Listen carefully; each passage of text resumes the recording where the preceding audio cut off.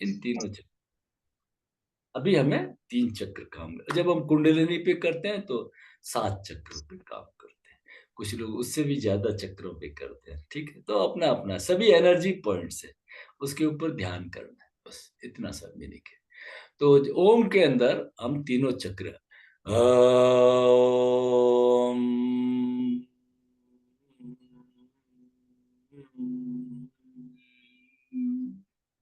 इस तरह से खो जाइए, अनंत में विलीन होते हुए कल्पना में खो जाइए।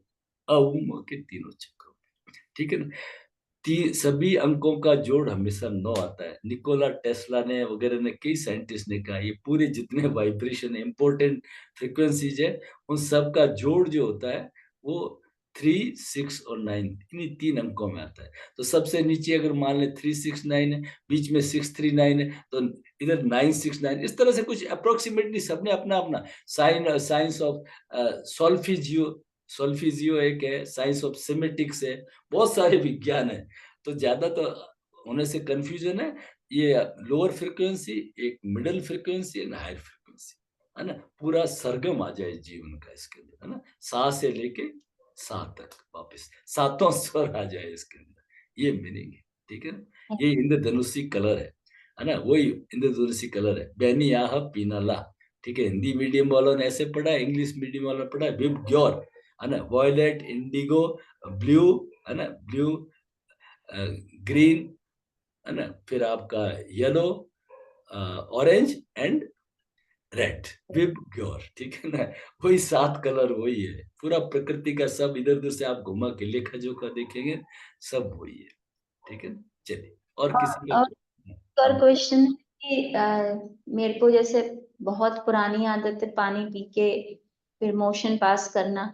अब यहाँ स्वर योग में पानी अगर लेफ्ट स्वर चल रहा है तो पानी के लिए ओके है, तो मोशन के लिए सही नहीं है, या फिर राइट स्वर चल रहा है तो पानी के लिए ओके नहीं है, ये मोशन के अभी लिए ओके। ये अभी इन चीज़ों पे ज़्यादा जोर नहीं देंगे। इन चीज़ों पे ज़्यादा ये चीज़ें अगर सभी हम गर्म पानी पी रहे हैं तो ओके रहेगा कि मतलब अगर राइट वाला स्वर चल रहा है और गर्म तो पानी पी रहे हैं। गरम-वरम नहीं, ल्यूकवार्म ले लीजिए, ल्यूकवार्म ले ल्यूकवार्म। लीजिए। कि अच्छा एक्चुअली क्या ल्यूकवार्म। है कि देखिए, इसके ऊपर कोई ज़्यादा वर्क नहीं हुआ। मैंने काफ़ी दिन एक काम किया कि जो काढ़ा लेना है, वो मैंने काढ़ा लेने की आदत डाल दी। कोरोना में भी डाल दी थी आदत, ठीक है ना? गिलोय वगैरह में रखता, गिलोय, तुलसी वगैरह, तो अब वो तो पीना है, तो वो मैंने चंद्र में पिया। तो मैंने क्या नाम, सूर्य में पिया मैंने, और देखा मैंने तो कोई ऐसा कोई बैड इफ़ेक्ट आया नहीं। हाँ, सूर्य में थोड़ा ठंडा पानी कभी पी लिया, है ना, एकदम ध्यान नहीं रहा, दूध या थोड़ा बर्फ वाला कुछ ले लिया, वो तो बहुत परेशान करता है। वो तो फिर परेशान करता है, उसका जुकाम वगैरह, सर्द-गर्म वगैरह बन ही जाता है। ठीक है ना? तो ये इतना नहीं है। एक है हमारे गुरुजी है हैदराबाद के, वो क्या नाम है, बहुत वो भी डॉक्टर है, काफ़ी अच्छा काम है उनका। तो उन्होंने कहा कि नहीं, पानी आप पी सकते हो। उन्होंने इसके ऊपर वर्क किया है, पानी-वानी सूर्य में। लेकिन पानी का मतलब अगर ल्यूकवार्म है तो पानी को लिया जा सकता है, कोल्ड को नहीं लिया जा सकता।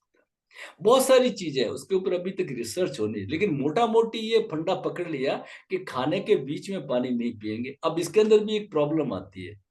एक बड़ी वो चल रही थी, कॉन्फ्रेंस चल रही थी, रामदेव जी प्रवचन दे रहे थे, तो नीरज जी उनके प्राकृतिक चिकित्सालय वाले, ऐसी दाढ़ी रखते हैं, वो हेड है योगग्राम के, नीरज जी, बड़े विद्वान आदमी हैं। तो रामदेव जी कह रहे थे कि भई वो शाम को छाछ नहीं पीनी है, ठीक है?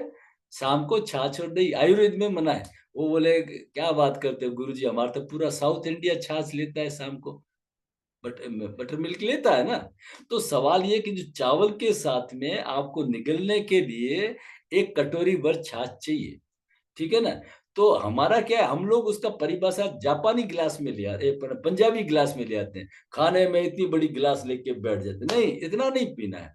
आप 1 कटोरी भर छाछ रखिए, 1 कटोरी भर जूस रखिए, ऐसा रख सकते हैं। वो निगलने के लिए चावल के साथ में ज़रूरी है ना? वो भी इतने सालों से बनाई हुई है ना पद्धति, उसके पीछे भी कुछ सीक्रेट है ना? वहाँ पे भी बड़े ऋषि-मुनि हैं, उन्होंने ये चीज़ दी है। तो ये देखा है हमने कि खाने के बीच में 1 कटोरी भर के छाछ, जूस, ऐसी कुछ चीज़ रख सकते हैं। लेकिन इतनी बड़ी गिलास लेकर के गट-गट पिए ही जा रहे हैं, वो प्रोसेस। तो पहले क्या फॉलो करना है हमें कि खाने के बीच में हम पानी नहीं पिए, जरूरत हो तो ऐसी थोड़ा छाछ वगैरह ले लें। बहुत जरूर, पहली बात तो तीखा खाना खाए ही नहीं। अगर आप तीखा खाना, चरपरा खाना खाओगे तो पानी पीना पड़ेगा, गला सूखेगा, है ना।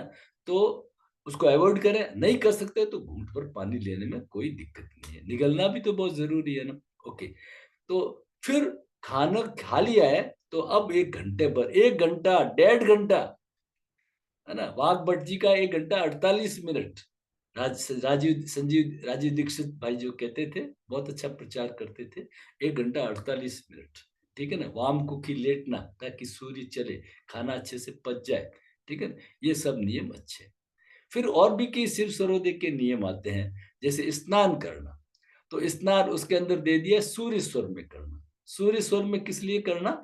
कि आपके शरीर में एनर्जी चाहिए। वो पहली बात तो स्नान कहाँ करते थे, वो कल्पना करो उसको। तो वो स्नान, वो तो घर तो थे ही नहीं, जंगल में रहते थे, पेड़ के नीचे नदी में नहाते थे। नदी का पानी कितना कूल होता था, 0 डिग्री, 4 डिग्री, है ना। तो उसके अंदर वो नहाते थे। तो उस समय शरीर में एनर्जी चाहिए। अगर एनर्जी नहीं है, डल है अगर आप, तो बहुत नुकसान हो जाएगा। तो लेकिन अब हम वर्तमान परिप्रेक्ष्य में उसको बदल देंगे।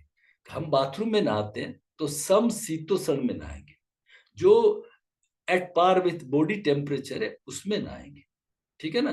गर्मी है, गर्मियों के दिनों में थोड़ा सा उसको, बाहर का टेम्परेचर गर्म है, बॉडी का 98.6, मतलब पानी को थोड़ा सा ठंडा लेंगे। सर्दियों में बाहर कूल है लेकिन बॉडी का टेम्परेचर 98.6 है, तो वो उस पानी को थोड़ा गर्म लेंगे। तो ये सिद्धांतों को हमें थोड़ा थोड़ा मॉडिफाई करना पड़ेगा। तो अभी हम शुरू में क्या पकड़ लें, शुरू में खाने को लें, खाना सूर्य में ही खाएंगे। फिर भी आ जाता है, हम संसारी के जैसे आपको बताया, किसी के घर गए, उन्होंने दिया, तो कुछ मना नहीं करेंगे, थोड़ा सा लेंगे, उसमें से देख लेंगे कोई इजीली डाइजेस्टेबल कौन सा, उसको ले लिया, मना नहीं किया। लेकिन पानी को आप अवॉइड कर सकते हैं, पानी में तो कोई दिक्कत नहीं। तो धीरे धीरे ये प्रैक्टिस हो जाएगी, कुछ फिर स्वतः होने लग जाएगा, टाइम टेबल ही इस तरह से हो जाएगा। ठीक है ना, ये मीनिंग है। सर अब आप बोलो। जैसे ये कैट पोज और काउ पोज करते हैं, तो सर उसके बीच में एक को ना पेट से खिंचाव सा हो रहा है, तो सर ये नॉर्मल है या मेरे साथ ही हो रहा है? नॉर्मल है, जो अभी किया नहीं है, नया नया कोई काम करेंगे तो होगा। अच्छा। फिर भी आपको लगे तो पेट पे थोड़ा हाथ घुमा लीजिए, है ना। कोई मसल्स टेंस हो रहे हैं, थोड़ा सा हल्के से, टैपिंग तो नहीं करना पड़ता, फिर भी थोड़ा सा मसल्स को रिलैक्स कर दीजिए, है ना। उसके बावजूद भी लगता है तो थोड़ा थोड़ा तेल लगा लीजिए, हल्के, मालिश नहीं करते हैं लेकिन हल्के से लगा देते हैं, है ना। ये मालिश नहीं करते हैं पेट के ऊपर, ठीक है ना। ये नहीं लगेगा, कमर पे थोड़ा कर लीजिए, इसमें कोई नहीं लगेगा टेंशन, इसमें स्ट्रेस। ये तो कमर को ही स्ट्रेंथ देने के लिए। कैट पोज और काउ पोज कमर को बहुत अच्छी स्ट्रेंथ देते हैं। जब कैट पोज करते हैं तो कमर ऊपर खींच जाती है, फिर काउ पोज करते हैं नीचे। तो ये बड़ी फ्लेक्सिबिलिटी है, इसको धीरे धीरे करते रहिए, कोई प्रॉब्लम नहीं आएगी। ठीक है। चलिए, और किसी का कोई प्रश्न है तो रख लीजिए, नहीं तो शाम को मिलते हैं तत्व ज्ञान के लिए। ठीक है। हरिओम। सर मैं ये और पूछ रही थी सर, जैसे हम लोग अब बाद में सब आसन करेंगे सर, तो आपकी कोई गाइडेड वीडियो मिलेगी सर, हम कैसे उससे गाइडेड कैसे सर? गाइडेड वीडियो मिलेगा, बिल्कुल मिलेगा जी। गाइडेड वीडियो मिलेगा। और एक आसन का भी कोई, जो जिसमें कंप्लीट, जैसे आज का हो गया तो ऐसा मिल जाएगा कोई, इसमें वो दे देंगे, वो रखेंगे आप। सर वो जो कुंडलिनी का आपने कराया था ना, वो उसका भी कोई वीडियो है क्या? बहुत अच्छा लगा था वो। कुंडलिनी का कल और करेंगे, उसके वीडियो है, मैं आपको भेज दूंगा। जी कुंडलिनी सर। का थोड़ा सा कल और करेंगे, क्योंकि वो मैंने जो किया तो मैं खुद प्रिपेयर ही नहीं था, एकदम दिमाग में आ गया कराना है, एट रैंडम भी दिमाग में आता है। तो कल कुंडलिनी का विद कुछ एनएलपी टेक्निक्स है, उनको यूज करके, कुछ इमेजिनेशन करके, है ना। तो इस तरह से इमेजिनेशन करके, एक अच्छे का इमेजिनेशन करके, कोई भी अच्छे जो भाव ला करके, कल हम याद करके कुंडलिनी चक्र पे याद करेंगे। वो ऑलवेज अवेलेबल रहेगा ना, लाइक हमारे रेगुलर बिल्कुल प्रैक्टिस के लिए? जी, ठीक बिल्कुल है। बिल्कुल रहेगा, बिल्कुल। Thank you. हरिओम, चलते हैं, चलिए अब समाप्त। कोर्स ये 15 तारीख तक है ये कोर्स? कोर्स तो 15 तारीख तक की है, कोर्स तो 15 तारीख के, लेकिन मैं महसूस करने लग गया हूँ कि 1-2 दिन का समय बढ़ाना पड़ेगा कोर्स के अंदर। क्यों, अब जैसे कल जो दो चीजें साथ में जोड़ ली, मजबूरी थी मेरी, क्योंकि आगे समय नहीं है मेरे पास में। तो क्या है, स्व चिकित्सा को पूरा एक इंडिपेंडेंट देने का आगे से ये है ना। स्व चिकित्सा अलग करेंगे और उसको ये 1-2 दिन इसके अंदर और चाहिए, स्वर विज्ञान के अंदर 1-2 दिन और चाहिए। ऐसा मैंने महसूस किया। अब आप क्या महसूस करोगे? आप सभी लोगों की जो फीडबैक आएगी 15th को नहीं आप। सर, जरूरत है सर, क्योंकि क्या होता है सर, अब ये सर विज्ञान चलता है सर, क्वेश्चन बहुत ज्यादा दिमाग में आते हैं, तो सर उसके लिए भी बहुत टाइम चाहिए रहता है। नहीं ठीक है, देखेंगे 1-2 दिन तो बढ़ाने पड़ेगा। अब इस बार तो नहीं बढ़ा पाएंगे, आगे से प्रिपेयर रखेंगे दिमाग में, जब क्योंकि आगे का एक टाइम टेबल पहले फिक्स कर लेते हैं। चक्कर ये है, तो इसको ये 11 दिन से चला था, 11 दिन से खींचते खींचते 15 पे आ गया। अब और होता क्या है कि नए नए क्वेश्चंस आते हैं ना लोगों के, साथियों के, तो उसमें जोड़ते रहते हैं फिर, है ना। क्यों आपके तो क्वेश्चन आएंगे जब आएंगे, ये ज्यादातर तो क्वेश्चंस मैंने पुराने लोगों को आपके सामने रखे कि भी ऐसे में ऐसा हो गया, ऐसे में ऐसे हो गया, तो क्या करें। ठीक है। और पर फिर भी एक्चुअली वो जो चिकित्सा वाला हमने कल किया ना, वो जी, ऐसे मुझे लगा कि हम थोड़ा और डिटेल में करेंगे तो और अच्छा रहता है, डिटेल ऐसा में, मुझे लग रहा है। एक्चुअली क्या है, उसको कंक्लूड भी कर सकते हैं, डिटेल में भी कर सकते हैं। बात तो गंभीर इतनी सी है कि प्रकृति को 98.6 मेंटेन करना है। जब भी वो नहीं मेंटेन कर पाती है, अंदर कोई प्रॉब्लम होती है, तो फिर वो थक जाती है ना। तो आपको फोर्सफुली 98.6 मेंटेन करना है। वो कैसे मेंटेन करेंगे? जो स्वर अननेसेसरी चल रहा है, तो उसको रोक देंगे, दूसरे को चला देंगे। जब भी आपका मूड स्विंग हो, जब भी आपको कोई प्रॉब्लम आए, माइग्रेन में तो ये 100% टेस्टेड एंड प्रूवन है। आप हजारों की भीड़ में भी चैलेंज कह सकते हो, जिसका भी माइग्रेन है हाथ खड़ा कर दो, इतना सा फॉलो करो, जो स्वर चले उस समय उसको बंद कर दो, बंद वाले को चल, कितनी देर तक चलने दो, 2-3 घंटे गाज डाल के रख दो, ठीक है ना, नाक के अंदर होने दो फोर्सफुली, या थोड़ी देर लेट जाओ, 3 दिन भुगतना नहीं पड़ेगा, आपका वो माइग्रेन ठीक हो जाएगा। और धीरे धीरे फिर प्रैक्टिस करनी पड़ेगी।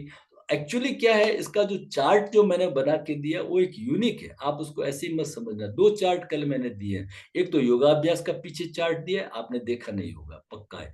एक दिया है मैंने आपको स्वर विज्ञान का चार्ट। क्या दिया है कि अगर सर्दी की वजह से है तो आपको सूर्य स्वर 21 बार चलाना, सूर्य भेदन 21 बार, है ना। और आपकी कोल्ड की गर्मी की वजह से तो आपको चंद्र स्वर, चंद्र भेदन 21 बार करना, बस ये रहेगा। लेकिन उसके बाद में दोनों में अनुलोम विलोम 11 बार, भ्रामरी 5 बार, ये आपको कंप्लीमेंट करने हैं। क्योंकि हमें पता नहीं चलता शरीर में गर्मी बढ़ी या कम हुई, तो ये क्या करेंगे, ये उसको कंप्लीमेंट कर देते हैं। तो सूर्य भेदन करेंगे अपन सर्दी के रोगों के लिए, चंद्र भेदन करेंगे गर्मी के रोगों के लिए, अनुलोम विलोम और भ्रामरी से कंप्लीमेंट कर देंगे। आप थोड़ा सा उसको देखेंगे तो आपको सब बीमारियों का आधार मिल जाएगा। फिर आपको सोचना पड़ेगा, बुखार आया है, बुखार गर्मी लग के आया, तो आप चंद्र भेदन करेंगे। बुखार में सीवरिंग हुई है, एकदम कूलिंग जैसे मलेरिया में होती है, तो आप उसको सूर्य भेदन कर देंगे, कूलिंग। सर वो जो टेबल आपने बताई, ये जो हमको फॉलो करना है, तो मान लीजिए ऐसा कोई रोग जिसको हम एड्रेस कर रहे हैं, तो ये सुबह सुबह एक बार कर लिया, दैट इज गुड, या फिर हमको दिन में भी हमको बार बार चेंज करते रहना है अकॉर्डिंगली? दिन में 3 से 5 बार करना पड़ता है, अगर कोई अच्छा। थेरेपी करते हैं। थेरेपी ऐसे नहीं थी, जितनी बार हाँ। टेबलेट लेते हैं उतनी बार थेरेपी होती है। Okay okay. थेरेपी ऐसे नहीं होती है। मैं आपको वापस समझ लीजिए थेरेपी का सार, क्योंकि मैंने पूरे इंडिया में थे, ये लास्ट डे होगा हमारा, थेरेपी का होगा लास्ट डे। और उसमें सभी बीमारियों का कारण अगर बहुत इंपॉर्टेंट चैप्टर रहेगा, पूरा इंटीग्रेटेड योगा थेरेपी एक तरह से वो, तो उसमें सब चीजें आपको सब क्लियर हो जाएगी। जैसे हम 16 आसन करते हैं डेली मान लीजिए, तो अब थेरेपी वाले को सिर्फ 4 आसन, उसके 4 आसन ले लेंगे, है ना। वो 4 आसन को 4-4 बार, या 4 आसन का समय बढ़ा करके 4 गुना, वो थेरेपी। ज्यादा थेरेपी में कुछ उलझने की जरूरत नहीं है, हर एक के आसन फिक्स है, मालूम है कि डाइजेशन के लिए कौन सा है, इसके लिए कौन सा है, उसके वो 4 आसन लीजिए, बस 4 आसन लेकर के उनको 4-4 बार कर दीजिए, ये आपकी थेरेपी होगी। बस इतना ही है थेरेपी का। और बाकी आप शवासन अगर करते हैं तो हमेशा के लिए अच्छा है। शुरू के अंदर आप ये जो सूक्ष्म योगी क्रिया है, जो आप ये चालन क्रिया है, माइक्रो सर्कुलेशन करते हैं, ये तो करते हैं तो अच्छा है, कोई प्रॉब्लम नहीं है। ठीक है, चलिए हरिओम, शाम को मिलते हैं।